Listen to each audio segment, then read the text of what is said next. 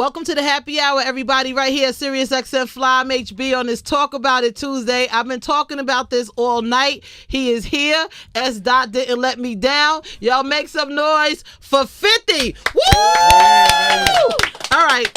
We here. And you here. Ever since S. Dot, who's the program director here, told me that you was coming, I was like, this is going to be very interesting because I have a story to tell you. Okay. We've never met before, but we've spoken on the phone several times. About 17 years ago, you used to call my house. Not to speak to me. Don't get nervous. No. Do you remember this?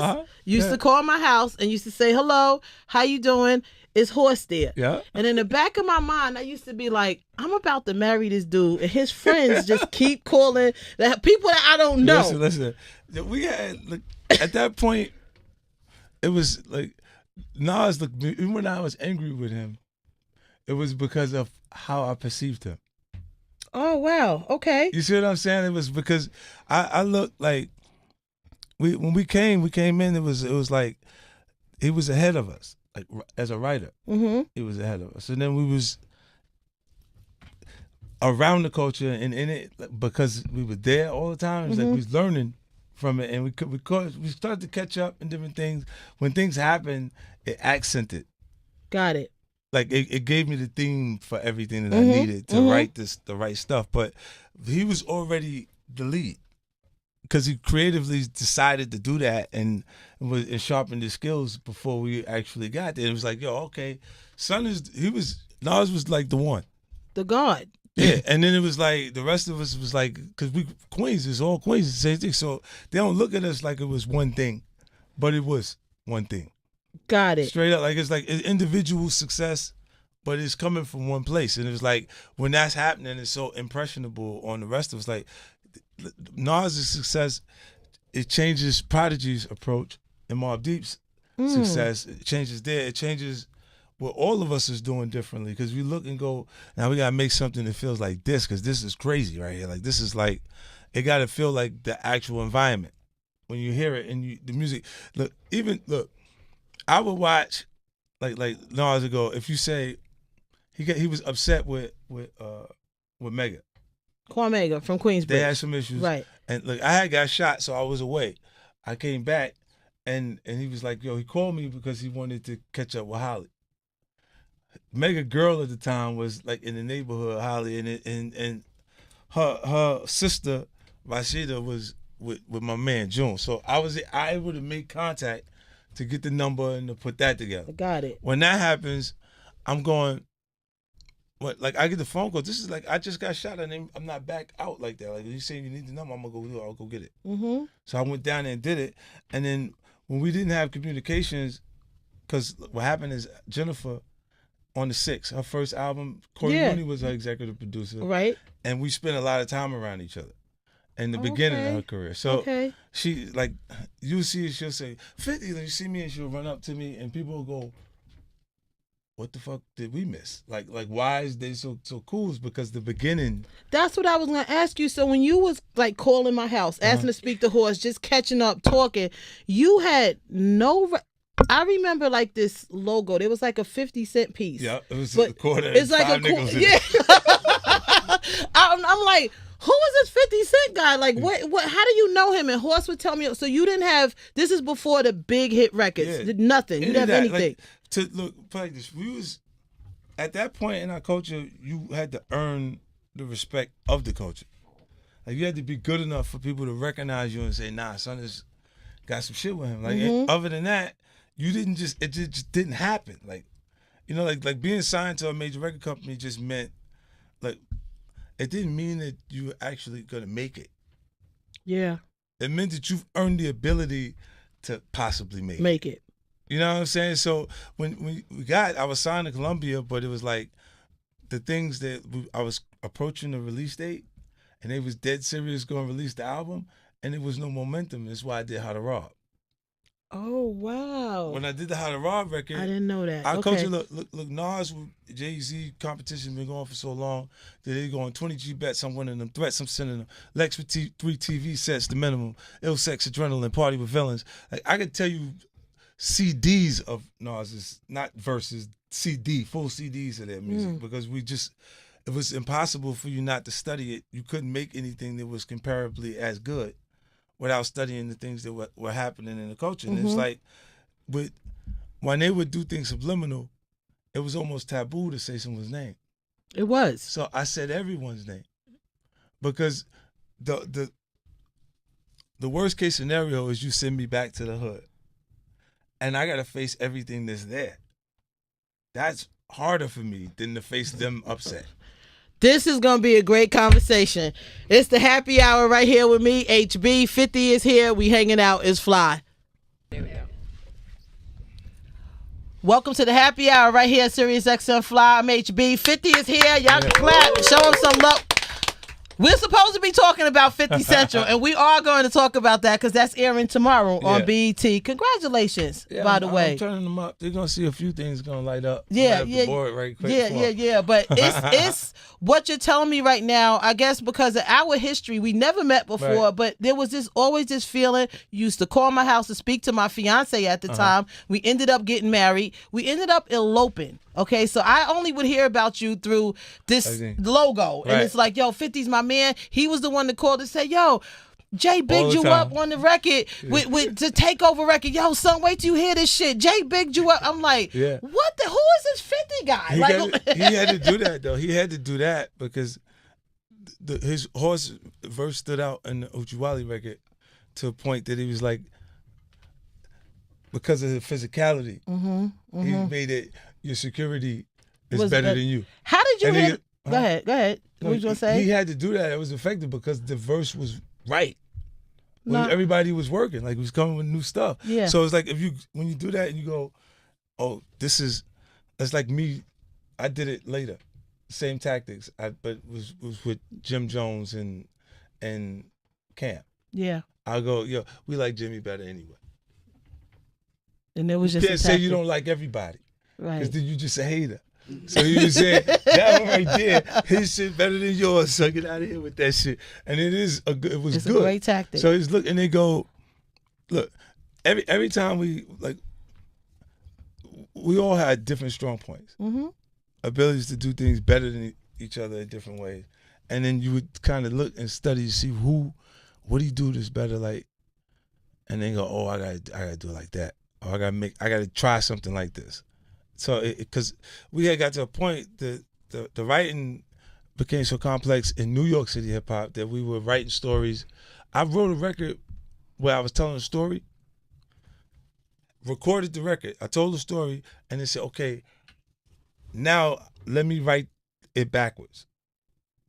Now that it's playing in front of me and I got what it is, how do I write this online? Each line will happen, but backwards. So it's playing like a movie. You took on, but you took on so many people publicly that were you ever afraid that these tactics, so to speak, to you would backfire? No, because we was really out there. So with a laugh, okay. Am I the only one singing the laugh with a laugh? No, because it was really out there. It's a difference between, when you say, if a person say they don't care and they genuinely are faking it or they're just saying it. Yeah. It's one thing when you look at those points we looking at things and I'm going like this. I don't care. I'd rather it just be over. So if it don't go the way I want it to go, then it is get rich or die in the process. You regret any of it? Like any of them? Just be right. Just me and you. You regret any of it? Look, because there was really no beef. We didn't have legitimate grounds to be upset with each other. With me and Nas. Okay. You see what I'm saying? It was just disappointment. It's disappointing in how the shit just played out because it was supposed to be bigger. Look at what I did with G-Unit. You see what I'm saying? Like he was bigger than that then. And the impression we just didn't develop it where he could have moved in a different way. Like it would have been formatted where if Nas had a G-Unit, I probably would have been in the G-Unit. At the time period because of that. The influence of the material, the creative energy would have drew you to it. Like if what we did later, it goes, watch what I do with them when they put me in position because then I can run with it.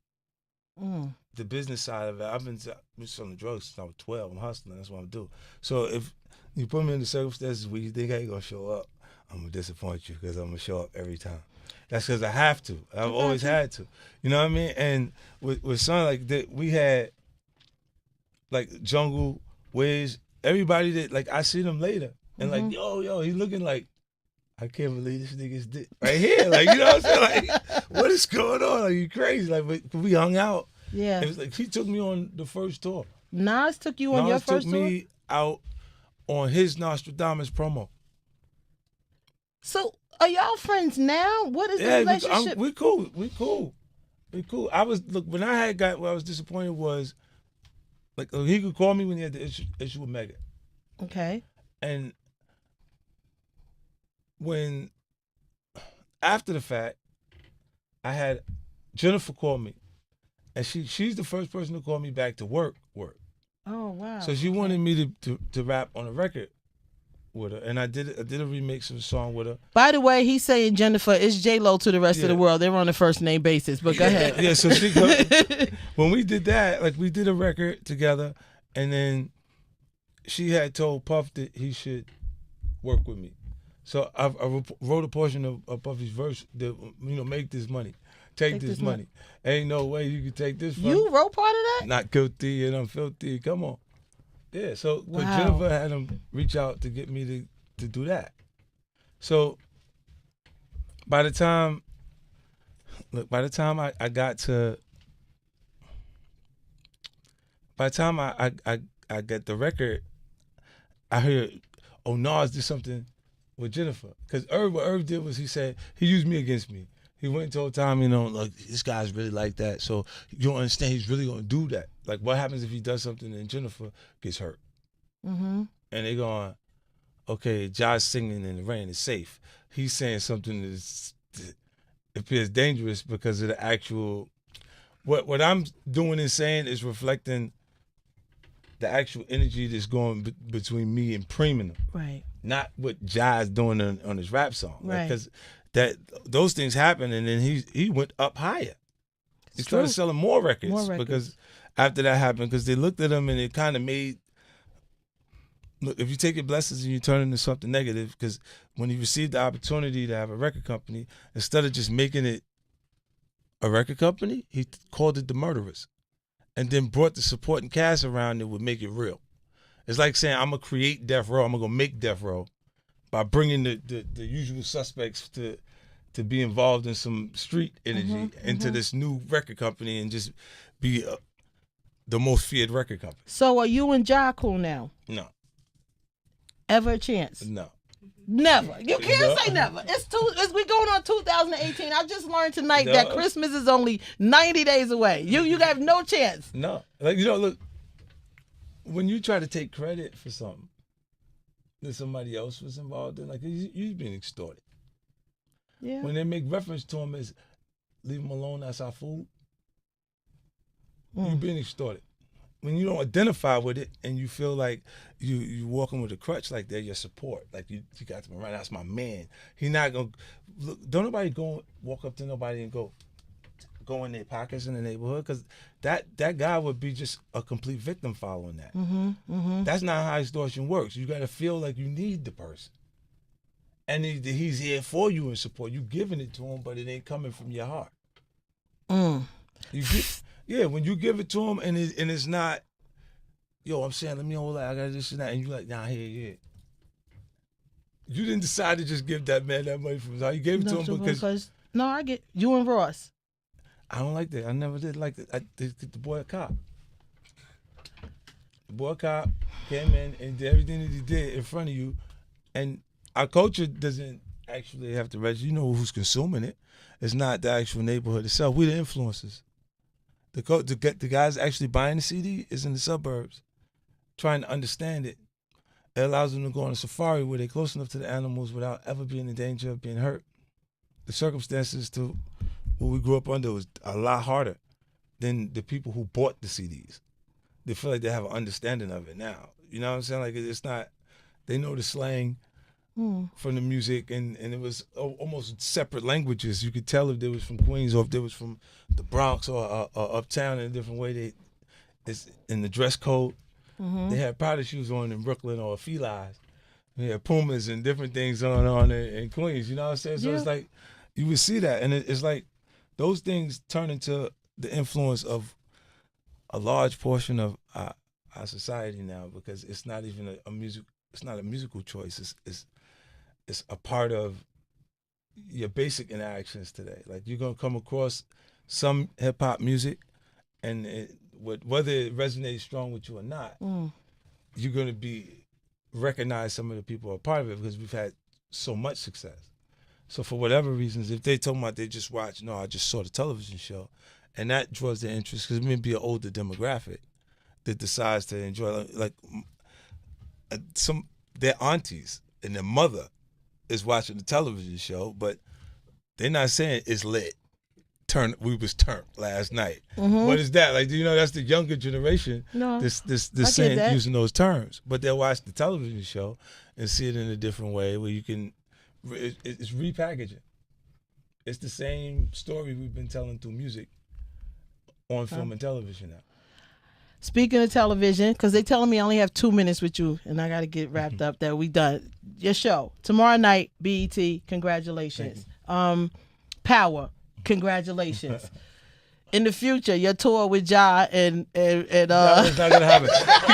your tour with Ja and Rick Ross, congratulations. Now, I can't wait to see you again. We'll have more time the next time. Thank you. You know, you were always very mannerable when you did call my house. I will say that. And it's good. Continued success. And come back again when we have more time. Definitely. All right? You got the long show, 6 hours. I come out late night. We should talk, get it all out. I know, but they're telling me that you have to go. That is the wrap up. Right. So I'll take that. All right.